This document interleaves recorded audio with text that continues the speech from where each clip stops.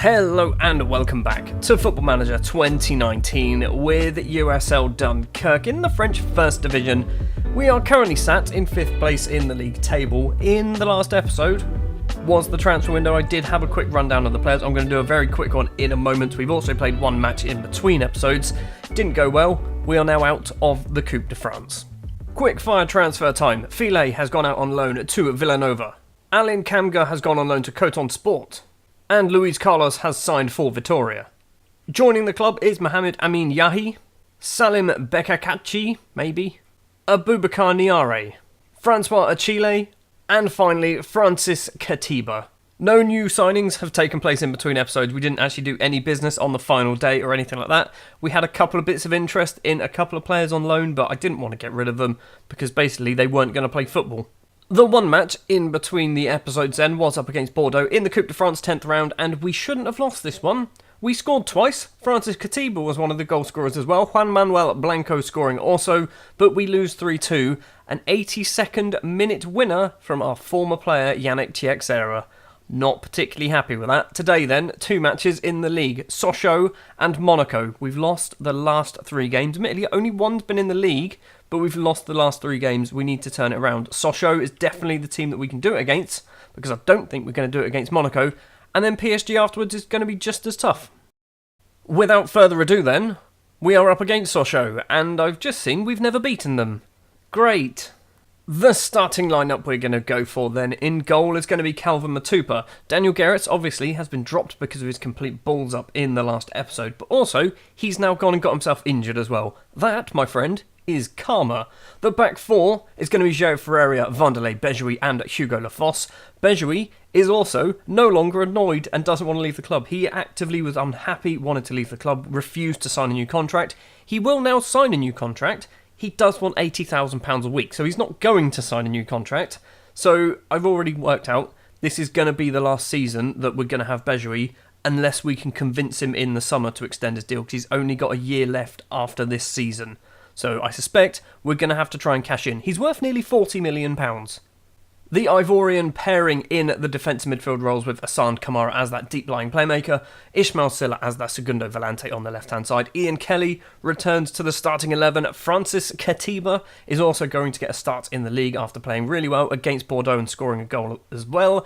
Asai Antwi is going to be just behind Marco Vergara up front. Oh, Salim Bekakachi is also going to get himself a squad number as well. I genuinely did not realise that we've never beaten Sochaux. We've played them a lot because they do go down to League 2. We played them a few times in League 2, obviously a few times in League 1 as well, and we've never beaten them. And in fact, I think we've drawn twice and they've beaten us like 7 times. That's ridiculous considering they were in our league when we got promoted, I think. It is extremely close in the league at the moment. Lyon 4th, we are currently 5th, Toulouse in 6th, and then also St Etienne Lens not too far away. Sochaux also, if they get a victory here, will chuck themselves right in the mix. 26.5 minutes on the clock, and the first highlight, Katiba finds Silla across to Assane Kamara. He's going to run with the ball, finds Asai Antwi, gets tackled, and now the counter-attack could be on, but Bejoui claims the ball comfortably for us, forward to nobody. Katiba's not going to get there. Sabo for Sochaux plays it to Gierson. Waldrep. Fonseca, long ball upfield, Bejoui easily heads the ball down. Lafosse to Kamara.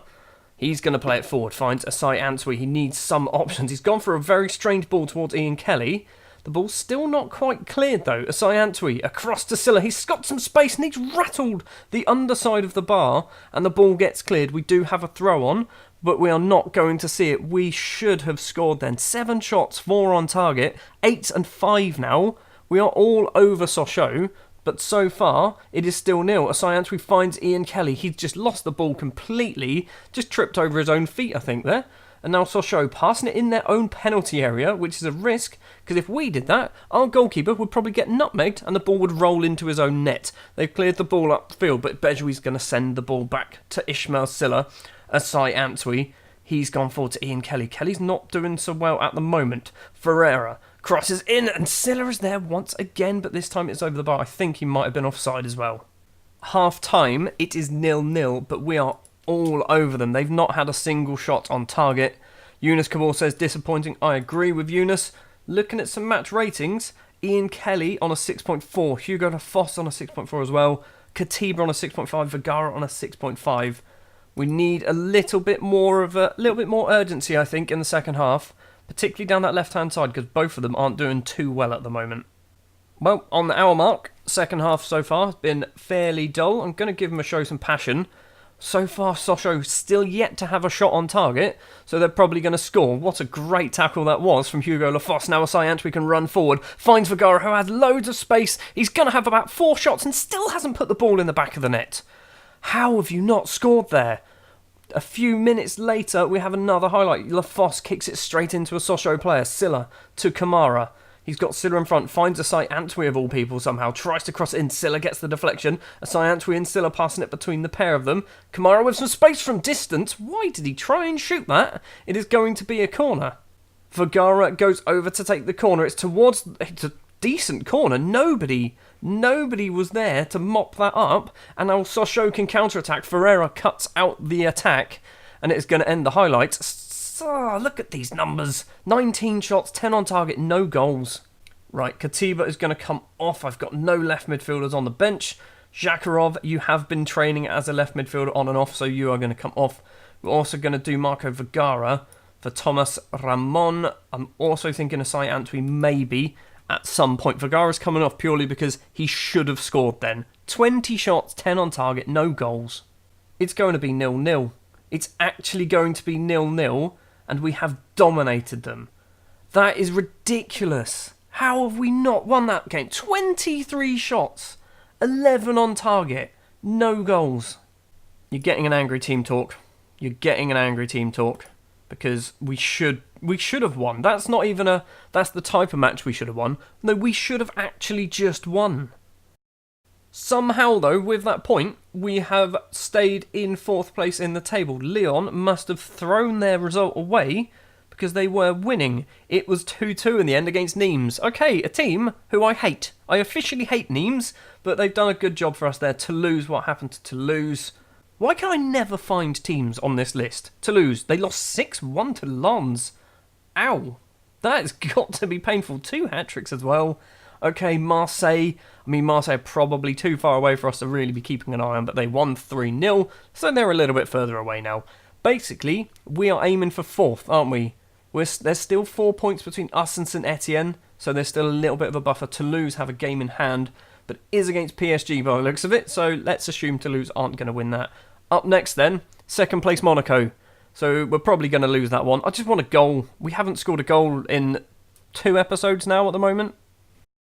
Match number 2 then up against Monaco. We have beaten them twice, but both times it was in cup competition, so let's not really pay too much attention to that. What concerns me more is the fact that we haven't scored a goal in a few matches now. If we actually look, taking out the Bordeaux game, which was a cup game, we haven't actually scored in 3.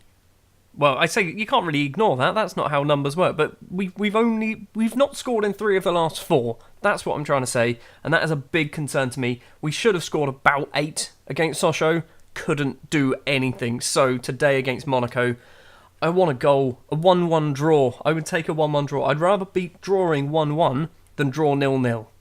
And this is the team that we are going to go for to hopefully get us some goals. There is a lot of goals in the front 4 there. Calvin Matupa will be the goalkeeper, Ferreira, Vanderlei, Bejoui and Zakharov as that back 4, Asan Kamara and Ismail Silla as the defensive midfield pairing, Ian Kelly on that right hand side, Yassine Mahiou on the left hand side, Jean-Pierre Lecomte will play against his former club Monaco, and Marco Vergara will be the striker. I think on paper this is probably our best starting 11. Maybe Silla for Blanco is probably the only thing that you could possibly question there.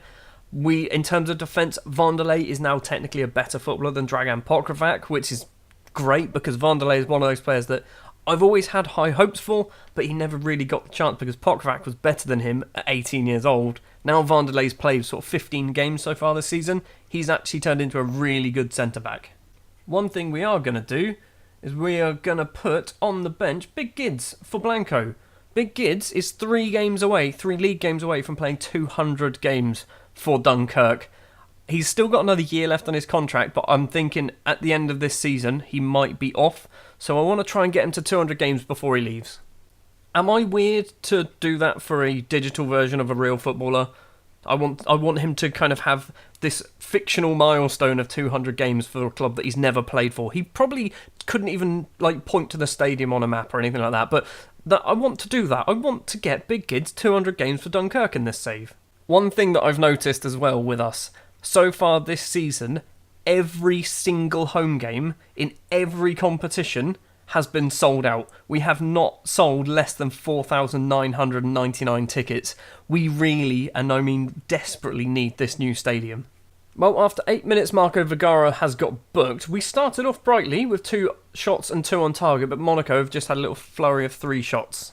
Half an hour on the clock and the first actual highlight of the game, and it's Monaco with the ball. Mba runs inside to Ayor. Across to Golovin. Silla takes the ball off him. Vergara now has no support up there, has to hold up play. Yassine Mathieu is one of the players joining in. Crosses in. Ian Kelly on the volley. It's a good save from the goalkeeper. First highlight went to us. Second highlight might be going to Monaco. Dani Olmo. Forward to Ayor. Back to Locchetti.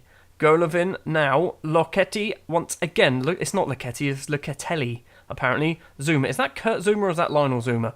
Don't really know. Ayor. It's probably Kurt, isn't it? Zuma once again with the ball inside his own half. Dani Olmo back to Golovin, back to Zuma, smashes it upfield, and the Kazakh left back Konstantin Zakharov can claim the ball. Kamara, he's going to run across to Ian Kelly, who has a bit of space and he loves to run into it. If he can get round his man, finds Vergara, he's gone for goal, and the goalkeeper really should have saved that, but I do not care. Marco Vergara gets his 8th goal of the season. We are 1-0 up against Monaco in the league. And now do we sit back and defend for the next 40 is way more than 40 minutes. The next, 50, 60 minutes of the match? Probably not. Let's try and get a second. That was awful goalkeeping, and I'm okay with it. I think we're good money for our lead, aren't we? 8 shots, 5 on target. They've had 5 and none on target. We are 1-0 up at half-time. I'd like a second. No changes at half-time either. I don't see the point if we're playing well. We do have an early highlight though, very early, actually 45 seconds into the second half. Bejoui stands with the ball forward to Zakharov. Number 18 runs inside, plays it to Kamara instead. Forward to Yassine Mathieu on that halfway line, finds Vergara. He finds Ian Kelly, who's just the right side of the defenders, and he's made it 2-0 almost straight away in the second half. Could we be finally beating Monaco in league football? If everything stays this way, Silla, what are you doing, buddy? What's going on here? I was going to say, if everything stays this way, we will be sat in 4th place come the end of this episode, and we'll be a very long way away from 7th place St Etienne, who are now going to be 6 points behind us. Right, substitution time. Lecomte is going to be coming off because he's not doing particularly well. We're going to do Asai Antwi, thinking that's all we do. Everyone else is playing really well. The goalkeeper's on a 7.2. Final 15 minutes, and Monaco have just brought on Fabrice Lobo, who is a wonder kid. They brought him off the bench, but it's looking like nothing else is going to happen. Right, we're going to pause it.